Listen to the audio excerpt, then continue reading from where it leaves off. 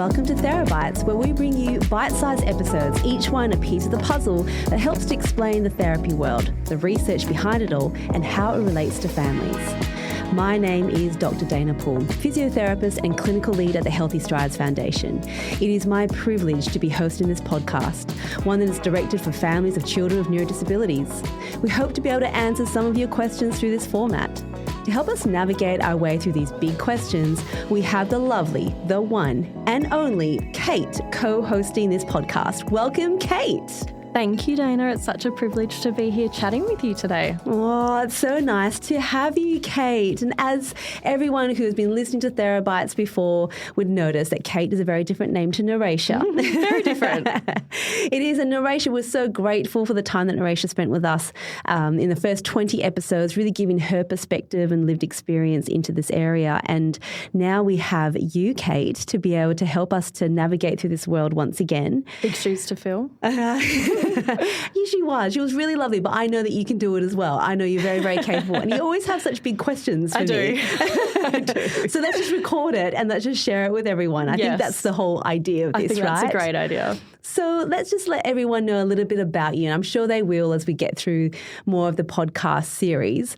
But I guess broad question, why did it appeal to you to co-host this podcast with me?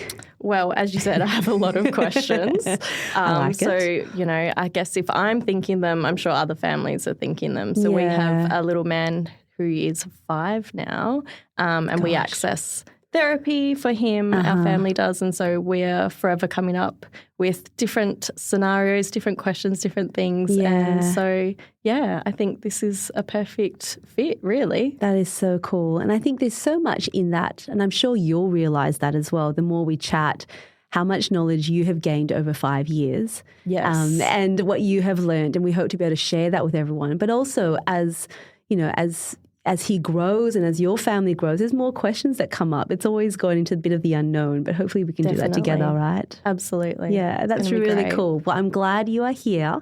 Thank I'm you. really looking forward to the questions you're going to ask me and that we can discuss together. So today you do have a very specific question. I do. Do you want to get straight into it? Absolutely. So this is something we've been wondering about for a while. So we had a recent hospital appointment and we're talking through hip surveillance. Okay. And we've decided, based on where our little dude is at the moment, we're going to change his hip surveillance to reflect a different GMFCS. GMFCS. Yeah, let's go into that. Yep. A different GMFCS. And, as you do when you leave these hospital appointments, my head starts thinking of all these questions I should have asked. And I guess one of them was, if he continues presenting the way he was at that time, would we eventually look at actually changing his GMFCS, or is it just for things like hip surveillance where they sort of change that approach? Yeah, that's such a good question, and often that's when you'll see the GMFCS written out in one of the hospital reports and when those discussions happen. So just take a step back in terms of what that lovely 5 letters stands for: Gross Motor Function Classification System. And the key word there, well, actually they're all key words. I was going to break them all down to all of them. It is about gross motor function. Yes. Just about that. And it's purely a classification tool. So it really is, it is designed to help health professionals, families to be able to communicate how a child functions from a gross motor perspective. So for that we mean, how do they sit or they roll or they walk or get around in the community. And this has been around for probably over 20 years. It's relatively new, actually. So before then, we used to say, actually that was before my time, let's put it that way, thank goodness. You'd say mild cerebral palsy or moderate or severe. And the kind of thing is like, what does that mean? What does mild actually mean, right? So that's when research has put together this classification system, and it goes from 1 through to 5. So 1, 2, 3, 4, 5. And it just means that we can describe like a GMFCS level 1 is a child that's ambulant, can walk pretty much most places by themselves. 2, they can still walk by themselves, but they might have some difficulty with like uneven surfaces or crowded spaces. Like your child might want to hold your hand, for example, in that space. Perfectly fine and acceptable. Yeah. It just describes the challenge they might experience. 3 means they start using some walking devices. They can still walk, but they'll use some walking devices, but they may also use a wheelchair for longer distances. 4 means they tend to mainly use a wheelchair. They might even be able to drive themselves around if it was a power wheelchair, but they've got good head control. Yeah. And then 5 means they use a wheelchair throughout the day, and they may find it difficult to drive the chair themselves. They usually need someone to help them with it. So it really just describes function from a gross motor perspective. It doesn't describe how well they use their hands, doesn't describe their communication, doesn't describe how smart they are, what their cognitive abilities are. So it's just really important to always point that out, because I think sometimes people can assume, for example, a 5, whilst they might need to use a lot of equipment, very intelligent and very smart. Don't assume otherwise. Do you know what I mean? Yeah, that's very good to point that out, actually. Yeah, and I think that's why it's always good to lay that out, because otherwise people think that it's like you're just one classification and that is it. So your question is relating to does it change? So when you go into the clinic, what happens? So it can change. And the only reason why I say it can change is because the classification system is in certain age groups. And you often don't know how a child will really function until they're probably around 2, and then they skyrocket between the ages of 2 and 5 years. So it's quite hard to predict for some children, particularly if they're quite ambulant and they can walk. Yes. There's like, as the scale will suggest, you could be a 1, 2 or 3. Yeah, wow. So you don't really know, and it's hard to tell which one they will be. So I think that's really important to note. That makes sense. But so this is just for cerebral palsy? Yes. But as we know, a lot of children don't just have cerebral palsy. They may have other sensory things that might be happening. There's a lot of co-occurring, like, ADHD or autism spectrum disorder. Like, you can have different things that co-occur with cerebral palsy. And when that happens, the classification system is a little bit trickier to be able to navigate, because there's other reasons why a child might want to walk versus might want to sit in their wheelchair more. Yes. Yeah. Yep, and that's exactly what we've got going That's what on. you've got. Yep. Yeah. So the classification, I imagine, was probably going from a 2 to a 3. That's a really common fluctuating one. Yep. So what were they sort of thinking? Like, they were going to... So he's a 2, but we're going to do hip surveillance as a 3, just given that he's spending a lot more time in his wheelchair at the moment. Yeah, okay, yep. So that's a really safe, wise idea, because 3 just means there's a bit more surveillance around the hips. And we know that if you're not as active, so you spend less time on your feet, which means you weight bear less, which means your muscles around your hips work to lesser extent. We know that the hips may be related to that. Yes. So if you're a hip surveillance and they classify as level 3, they might go, okay, we might keep an eye on this a little bit more, because, your little man will like to be in his wheelchair sometimes. But the reason why he might want to be in his wheelchair might be for other reasons, like sensory, right? There'd be a lot of things going on around, or safety. Yeah, yep. So sometimes for safety, if you're out and about in the community, there's only so much you can do in terms of running after your child. Yep. But they may get really tired. So if you go out without a wheelchair and they get really tired and your boy's 5, that's a lot of weight to be carrying on your hip. So so that's why that would change. And I guess it's okay. I guess I want to reassure people that that's really okay, because sometimes going from a 2 to a 3, I imagine that part of the question is also like, does that mean my child is like going backward? Definitely, yeah. What were your thoughts on that? Did you think that?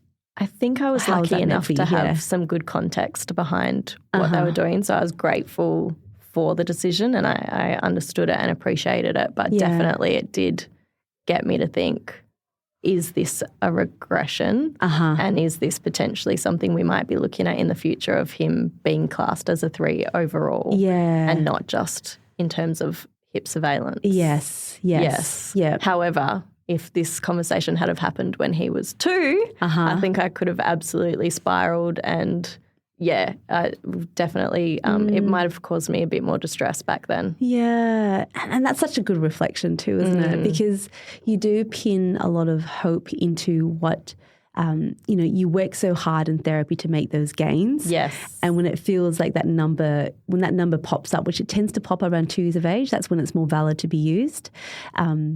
Your whole world does tend to evolve around that a little bit. Definitely. And that makes sense, right? Because you want to know. It's like a glimpse into the future. Yeah. Yes. Yeah, 100%. What are we looking at? Yeah. And, there is a difference. Obviously, if you're going from a 2 to a 3 to a 4, you are talking about more equipment. You're thinking about maybe more home modifications. Yep. Let's try to help navigate through that a little bit as well. So when it comes to that GMFCS classification going back, the main thing to note is it just means that a little bit more equipment is required. Okay. And if we can be on top of making sure that our children get the right kind of assistive technology. Yes. Like walking frames, like good light wheelchairs that they can self-propel, or a power wheelchair. If we can see the value of equipment, then it's far less daunting in a way, because you know that that piece of equipment is going to help your child to be part of life. Yes, absolutely. And I think that's probably the main thing. Yeah. And I guess it'd be good to know, reflecting back on around 2 years of age, is a GMFCS a good therapy goal? Is it good to have that in mind when you are setting goals around physiotherapy? Yeah, that's such a good question, and that's probably something everyone thinks about. I would say it'd be really, it's not, the GMFCS as a classification tool should not be used as a goal. Okay. Purely as classification, purely to describe how someone functions in a quick way. Because when someone says to me, as child is GMFCS level 3, in my head I already go, what assessments do I need to do? What treatments should we be providing at this age? Sure. Like, it helps you to really streamline that. But when you're writing a goal, think more about what is it in life that's sort of limiting and that'll be different for every child. Yeah. So, you know, if the goal is to stay on your feet and be able to keep walking, then that becomes the goal. Mm-hmm. Is it to be more independent? Is it to be able to walk in crowded spaces? So you think about sensory stuff, like that becomes the goal. Sure. Because that's real for you guys as a family and as a child. Yes. But as a tool, it doesn't give you very much. Yeah. Because you can fluctuate so much within the classification, so it doesn't really tell you too much. Yes. Yeah. That makes sense. Yeah, Makes it sense. is still quite a broad classification, really. It really is, yeah. How do you, so I guess now that's how I see this classification tool as a researcher and as a physio. Mm-hmm. For you as a parent, how do you see the classification tool? As I said, I think we've sort of always viewed it as earlier days as a glimpse into the future. Yeah. So exactly as you say, what are we preparing for? Like when we're looking at buying the next house, what do we need to accommodate the wheelchair? Do we need to accommodate a walker? Yeah. All of those sorts of things. Schooling. Yeah. How accessible do we need that school to be? Yeah. So that's sort of more how we viewed it. Sure. And then I guess then we started to better understand from a medical perspective when we start talking hip surveillance and things like that. Yeah. How that came in then. Exactly. Yeah. So I guess that's sort of our take on it. Yes. Yeah. And I think knowing that reinforces the absolute importance for any health practitioner who is providing a GMFCS to not just go by what they think someone is. Like, we always really encourage people to read the descriptions because it's quite nuanced, the differences between the classifications, but also between the different age groups. Yeah, so I feel like it changes. Yeah. If on one particular day, I might, if you were asking me the questions, he might fall in a completely different category to another day. Yeah. So it's actually so important. And when we know that how you described it so lovely, what GMFCS means to you, it's not just a number we can throw out there. Yes. It's actually really important. So read the manual, read it properly. Don't just look at the pictures. And if you really want to know how well a child is actually functioning with a bit more detail than just the 1, 2, 3, 4, 5, the curves, the GMFCS level curves, essentially is how we describe it, are based on an assessment. Okay. And that assessment is called the Gross Motor Function Measure, or the GMFM, which is why it's all GM everywhere. Yeah. That's why it's so confusing. So if you do the GMFM or the Gross Motor Function Measure, you get a score. And that score can tell you exactly where your child is from a percentile perspective on each of the GMFCS level curves. Yeah. So as an example, your child might perform at, say, the 80th percentile for GMFCS level 3, but they might be at the 20th percentile for GMFCS level 2. You can be in both. Oh my gosh, how confusing. Right? So what that's essentially saying is, like, you are GMFCS level 2, but probably, like, you can see you're in the 20th percentile, you're kind of edging towards 3, so you're probably thinking about equipment. Yeah. But you're quite comfortably like 70, 80% percentile of GMFCS level 3. So you're more likely a GMFCS level 3. Yep. But that tells you that on a day-to-day you could change. Yep. And what that could look like. And remember, this is just gross motor, so consider sensation. Like a loud space. A child might not want to go into large space and walk, not because they can't walk, but because it's too much. Yeah. So just keep those things in mind as well. And I think that conversation's only really started to evolve lately. Yeah. And I guess as a parent, if you get an assessment and you don't agree with that assessment, what can you do from there? Yeah, good question. And there's always the one that always feels like, oh, what do we do? And I love it when people come back and ask me about it because then you can explain it. So I would go to whoever's classified for that and ask them why. And maybe just take out the actual manual. It's just all online and read it through together and just go, oh, well, what do you mean? What do you see here? This is what I see at home. Because, sometimes our kids perform very differently at home than they do in a clinic. Absolutely. Right? Completely different baseline. Yeah. That's right. And so this is why we keep saying, you know your child best for these very reasons, right? So put the two together, the health professional's view, then you knowing your child best to go, actually, no, he can totally do that. He just really didn't want to do it today. But it doesn't mean he can't do it. So that's why it's so valuable. If you want more objective information, see a physio who can do the gross motor function measure. It takes about half an hour. Okay. We do it here all the time for assessments, pre and post intervention. It's really good for us to see if there's a change, and that will tell you exactly where they are. So that's worthwhile doing every few years if you don't get it routinely done by a therapist. Yeah, get it done. Okay, that's really good. Nice. Thank you. Got some answers good here. First question. Thanks. Well, it's actually quite a meaty one too. Yeah, good. Nice one. Well, thank you, Kate. Well done on your first episode, first question. Looking forward to so much more. Hope that was really useful for you guys as well who are listening. And if you have any questions, make sure you do send them in and Kate can ask them on your behalf as well. Absolutely. I'd love to. We'll talk to you all again really soon. Bye.